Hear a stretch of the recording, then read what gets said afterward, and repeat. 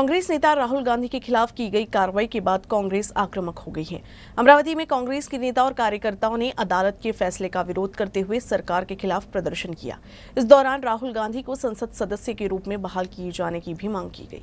कांग्रेस नेता राहुल गांधी के खिलाफ की गई कार्रवाई से कांग्रेस आक्रामक हो गई है। इस फैसले के खिलाफ पूरे देश भर में कांग्रेस द्वारा प्रदर्शन किया जा रहा है। अमरावती शहर में कांग्रेस पदाधिकारियों और कार्यकर्ताओं ने राहुल गांधी के समर्थन में और भाजपा के खिलाफ प्रदर्शन किया। कांग्रेस कार्यकर्ताओं का आरोप है कि राहुल गांधी की लोकसभा सदस्यता को लेकर लिया गया फैसला असंवैधानिक है। देशातील लोकशाही आता शेवटची घटका मोजत आहे। ज्या न्यायपालिकेकडनं देशाला अपेक्षा होत्या ती न्यायपालिका सुद्धा आता मोदीची बटीक झालेली आहे असं या निर्णयावरून दिसतं।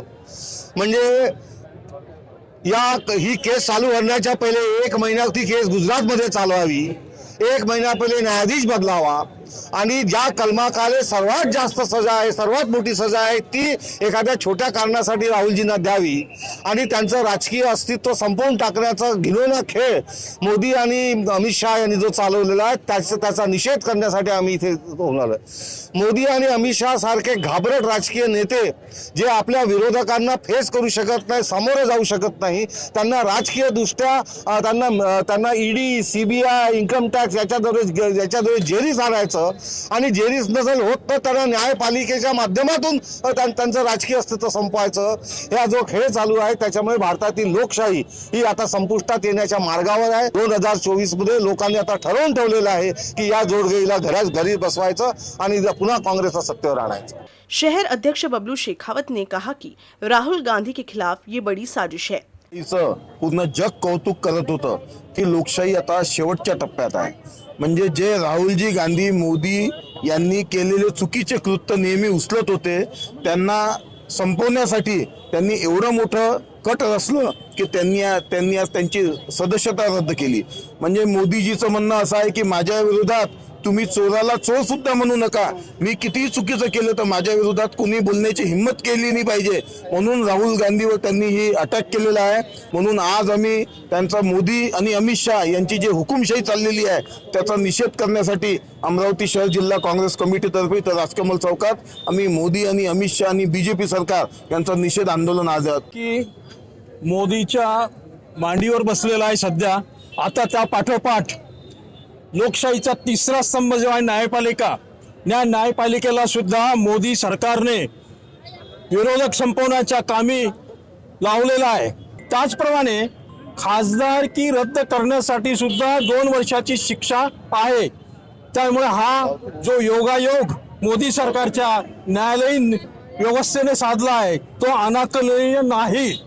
एकीकडे खोटं जातीचं प्रमाणपत्र रद्द झाल्यानंतर सर्वोच्च न्यायालयामध्ये वर्षानुवर्ष हे प्रकरण तिथल्या तिथं राहतं, भिजत घोंगळ राहतं। नको तिथे तत्परता दाखवणे आणि आपला असला म्हणजे तिथं झोपून राहणे हे लोकशाहीला मारक असल्याचाच द्योतक आहे। मोदी सरकारच्या या हुकुमशाहीला लवकरच इथली जनता तिलांजली देईल, मूठमाती देईल। राहुल गांधी पर हुई कार्रवाई के बाद भाजपा और कांग्रेस सड़क पर उतरकर प्रदर्शन कर रही हैं। भाजपा अब मोदी उपनाम से ओबीसी समुदाय का अपमान करने वाले कांग्रेस नेता राहुल गांधी के खिलाफ मोर्चा खोलती है। अमरावती के राजकमल चौक पर भाजपा जिला अध्यक्ष किरण पातुरकर के नेतृत्व में जोरदार विरोध प्रदर्शन किया गया। राहुल गांधी ने मोदी उपनाम पर आपत्तिजनक टिप्पणी करते हुए ओबीसी समुदाय और इस समुदाय के तेली समुदाय के सदस्यों का अपमान किया। इसके लिए कोर्ट ने राहुल गांधी को सजा सुनाई है। अब राहुल गांधी की सदस्यता रद्द होने के बाद भाजपा ने राहुल गांधी के बयान की निंदा करते हुए प्रदर्शन किया।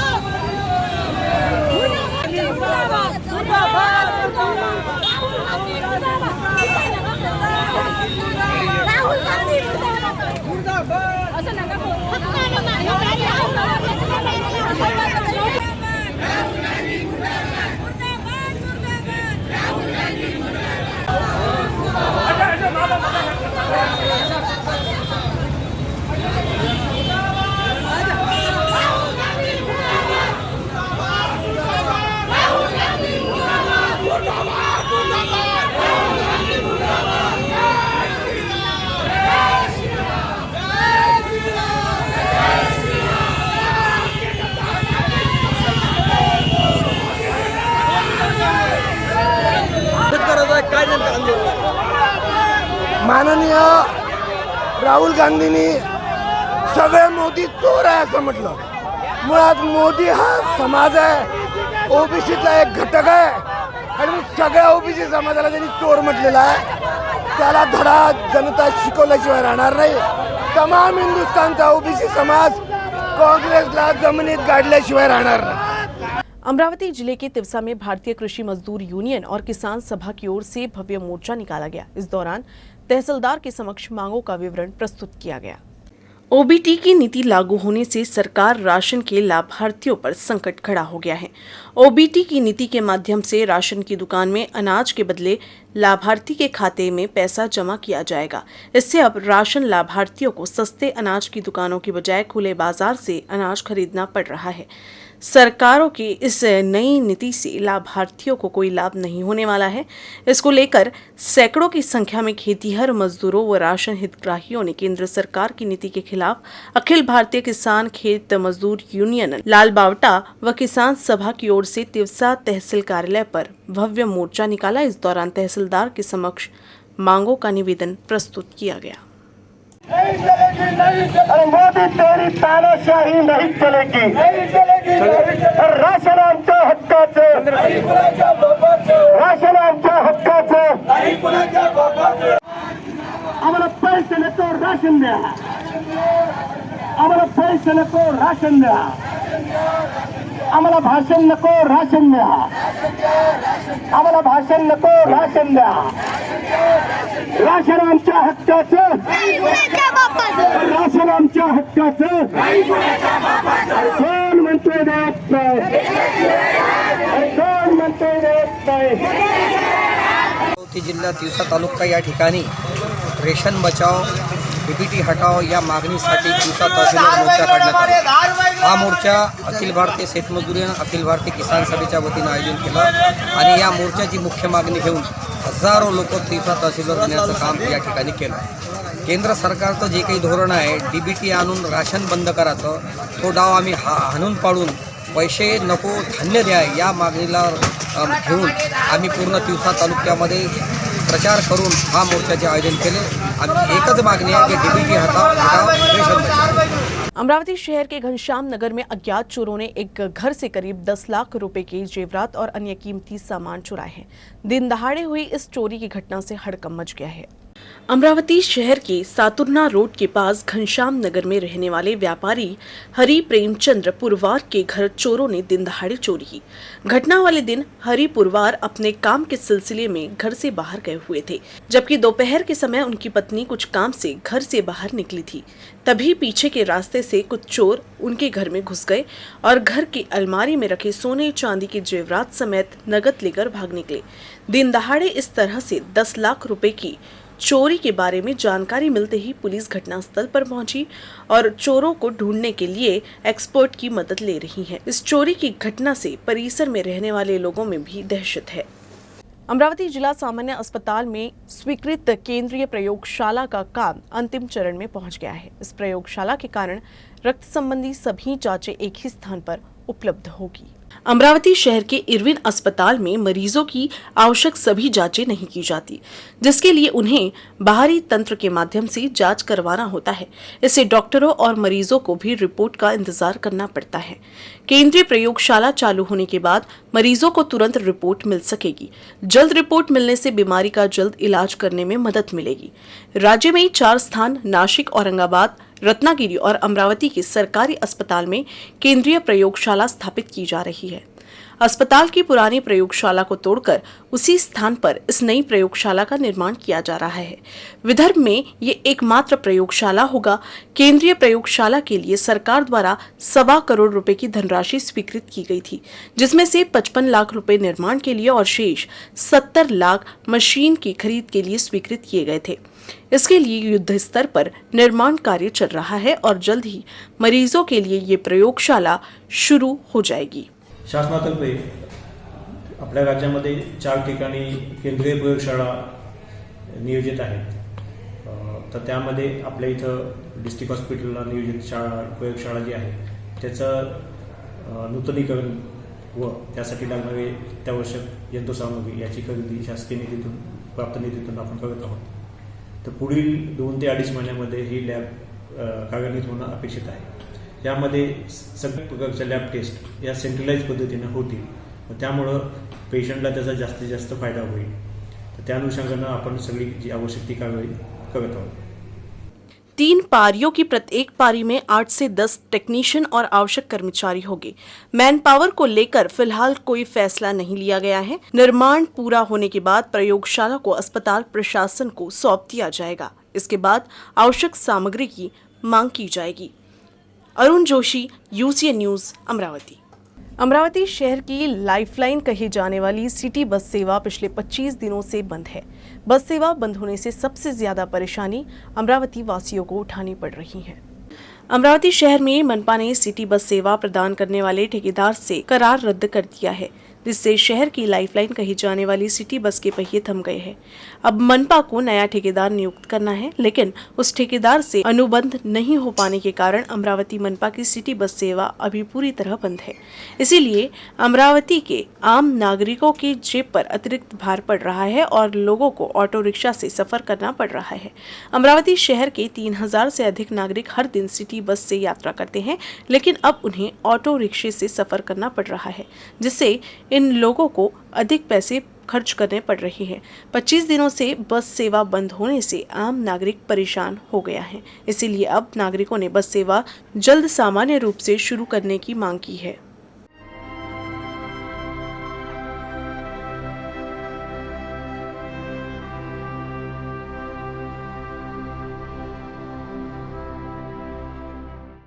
पिछले दिनों हुई बेमौसम बारिश के साथ ओलावृष्टि से पश्चिम विदर्भ के 912 गांव प्रभावित हुए हैं। इस आपदा के कारण 26,200 किसानों की 20,376 हेक्टेयर की खेती और फल बाग को नुकसान पहुंचा है। अमरावती विभाग अंतर्गत 16,737 हेक्टेयर में पंचनामा पूरा हो चुका है, जबकि अन्य भाग में पंचनामे की प्रक्रिया जारी है। इस प्राकृतिक आपदा के कारण अमरावती विभाग में यवतमाल जिले में 6,539 हेक्टेयर में 10,279 किसानों की सबसे अधिक फसल को नुकसान पहुंचा है। इसकी तुलना में वर्तमान में 4,717 हेक्टेयर में ही पंचनामा किया जा चुका है, जबकि अमरावती जिले में 4,315 किसानों की 3,408 हेक्टेयर कृषि और फल बाग को नुकसान पहुंचा है। वर्तमान में 2,680 हेक्टेयर में पंचनामा पूरा हो चुका है। ऐसे ही अकोला जिले में 3,476 हेक्टेयर में 3,721 किसानों की फसल बर्बाद हो गई है। शुक्रवार को 2,654 हेक्टेयर में पंचनामा पूरा हो चुका है। बुल्ढाना जिले में 2,252 हेक्टेयर में 2,371 किसानों की फसल बर्बाद हो गई है। इसकी तुलना में वर्तमान में 1,988 हेक्टेयर में पंचनामा पूरा हो चुका है। इसके अलावा वाशिम जिले में 179 गांव में 4,700 हेक्टेयर में 5,514 किसानों की फसल को भारी नुकसान पहुंचा है। आधुनिक युग में शारीरिक रोग और तनाव लोगों को परेशान कर रहे हैं।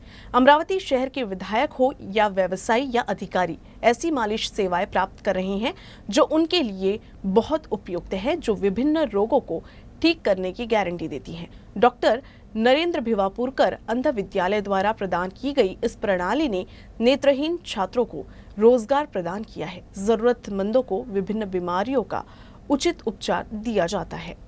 महाराष्ट्र व्यावसायिक मंडल द्वारा 2009 से डॉक्टर नरेंद्र भिवापुरकर अंध विद्यालय में एक्यूप्रेशर मसाज सर्टिफिकेट कोर्स शुरू किया गया था। इस कोर्स के तहत छात्रों को मालिश करना सिखाया जाता है और उन्हें प्रशिक्षण भी दिया जाता है। इस ट्रेनिंग के बाद महाराष्ट्र प्रोफेशनल बोर्ड से सर्टिफिकेट भी मिलता है। अंध विद्यालय में मसाज सेंटर चलाने वाले किशोर भट्ट ने इस मसाज सेंटर को शुरू करने में अहम भूमिका निभाई है। अकोला जिले के मूल निवासी किशोर भट्ट ने 2006 में एक कार दुर्घटना में अपनी दृष्टि खो दी थी, जिसके बाद वे अमरावती के डॉक्टर नरेंद्र भिवापुरकर विद्यालय आ गए। उन्होंने सबसे पहले खुद को मसाज की ट्रेनिंग दी। उसके बाद स्कूल के प्रिंसिपल इंगोले समेत कई लोगों ने उन्हें मसाज सेंटर शुरू करने के लिए प्रेरित किया। 2009 में किशोर ने स्कूल में मसाज का कोर्स शुरू किया। किशोर ने राज ठाकरे की भी मसाज की है। किशोर भट्ट आत्मविश्वास से कहते हैं कि मालिश से किसी भी समस्या का इलाज संभव है। हे एक्युप्रेशर मसाज थेरपी सेंटर चालू करण्यामागचा माझा व संस्थेचा उद्देश हाच होता की अंध लोकांना रोजगार कसा मिळेल। पूर्वी अंध लोक ट्रेनमध्ये खेळणे विकायची किंवा गुटखा विकायची किंवा इकडे तिकडे फिरून आपला उदरनिर्वाह करायची. त्याऐवजी जर त्यांना काही स्किल आपल्याला देता येईल तर त्या स्किलच्या माध्यमातून त्यांचं पुनर्वसन कसं होईल या उद्देशाने आम्ही हे थेरपी सेंटर इथं सुरू केलेलं आहे. तर आम्ही ऑइल मसाज देतो, पॉईंट मसाज देतो, पोटली मसाज देतो, तसेच विविध प्रकारच्या आयुर्वेदिक पद्धतीच्या मसाज पण आम्ही इथं देतो. मला पर्सनली यामधून आम्ही संस्थेच्या 50% काम करतो, 50% संस्थेला जातो आणि माझ्या उदरनिर्वाह इतकं साधारण उत्पन्न मला 20-22 हजार रुपये प्रति महिना पडतो. तर विद्यार्थ्यांना पण बऱ्यापैकी उत्पन्न इथं मिळतं. एकूण उत्पन्न वार्षिक जर विचार केलात तर 10 लाखापर्यंत वार्षिक उत्पन्न माझ्या मसाज सेंटरचं आहे. आमच्याकडे जे लेडीज महिला पेशंट येतात किंवा मसाजसाठी ज्या लेडीज येतात त्यांच्यासाठी आमच्याकडे प्रशिक्षित अशा अंध भगिनी त्यांचा उपचार करतात. मसाज ॲक्युप्रेशर थेरपी पूर्णपणे प्रशिक्षित व्यक्तीकडून इथे केला जातो. दर दिवसाला इथं सरासरी ॲव्हरेज जर काढला तर 15 ते 20 मसाज होतात. त्या अंदाजाने महिन्याकाठी बऱ्याच मसाज होतात, मोजल्या नाही जात, पण अनलिमिटेड काम होतो. अमरावती जिले के लक्ष्मी नारायण गौधाम स्थित श्री संत माधवजी महाराज के जन्मोत्सव पर 550 गायों को 56 प्रकार का चारा अर्पित किया गया। अमरावती जिले के डावरगांव से मोजरी मार्ग पर स्थित लक्ष्मी नारायण गौधाम में श्री संत माधवजी महाराज के जन्मोत्सव के अवसर पर विशेष आयोजन किया गया। इस बार यहां 550 गायों को 56 प्रकार का चारा अर्पित किया गया। इस कार्यक्रम में मुख्य अतिथि के रूप में समाज सेवी चंद्र कुमार उर्फ लप्पी जाजोरिया उपस्थित रहे। जयंती कार्यक्रम के दौरान गौ भक्त उपासना पंडित द्वारा संगीतमय भजन का आयोजन किया गया। रमन मुंदुड़ा की अध्यक्षता में हुए कार्यक्रम में मोर्शी वन परिक्षेत्र अधिकारी अमोल चौधरी, माउली के थानेदार प्रवीण वेरुलकर, तिवसा के पीआई प्रदीप पाटिल सहित अन्य उपस्थित थे। गौ सेवकों को वस्त्र वितरण कार्यक्रम के दौरान रमेश जुगल, किशोर सवल एवं सामाजिक कार्यकर्ता चंद्र कुमार जाजोरिया द्वारा वस्त्र वितरित किया गया। जयंती समारोह में बड़ी संख्या में श्रद्धालु शामिल हुए।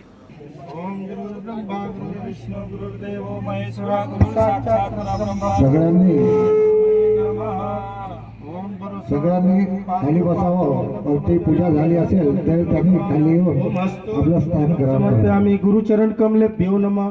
न्यूज रूम से बस इतना ही। खबरों का सिलसिला यूं ही चलता रहेगा। आप देखते रहिएगा यूसीएन न्यूज अमरावती।